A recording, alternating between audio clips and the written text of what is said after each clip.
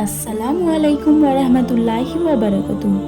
ফজরের 2 রাকাত সুন্নাত পড়ে 100 বার একটি দোয়া পড়ুন, দুনিয়া আপনার কাছে নত হবে।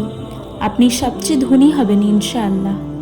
ইমাম মালিক রহমাতুল্লাহি আলাইহি হযরত ইবনে উমর রাদিয়াল্লাহু তাআলা আনহু হতে বর্ণিত যে একবার এক ব্যক্তি রাসূল সাল্লাল্লাহু আলাইহি ওয়াসাল্লামের কাছে এসে বলল, ইয়া রাসূলুল্লাহ, দুনিয়া আমার থেকে বিমুখ হয়েছে এবং পৃষ্ঠ প্রদর্শন করেছে।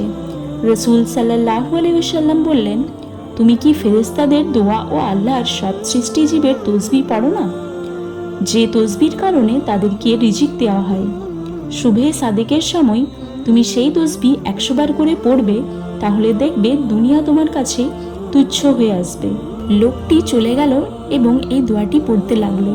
কিছুদিন পরে সে আবার ফিরে এসে বলল, ইয়া রাসূলুল্লাহ, আমার কাছে এত অধিক সম্পদ জমা হয়েছে যেগুলো হেফাজত করার মতো কোনো জায়গা আমার কাছে নেই।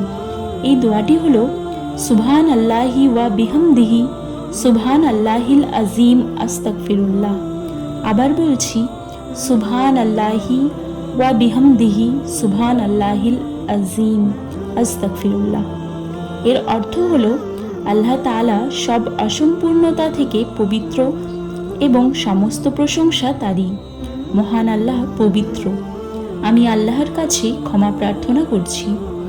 হযরত ইলিয়াস রহমাতুল্লাহি আলাইহি তার সাথীদেরকে ফজরের সুন্নাত ও ফরজের মধ্যবর্তী সময়ে এই দোয়াটি পাঠ করার প্রতি উৎসাহিত করতেন। এটি একটি পরীক্ষিত আমল। এই রকম ইসলামিক ভিডিও পেতে আমাদের চ্যানেলটি সাবস্ক্রাইব করুন।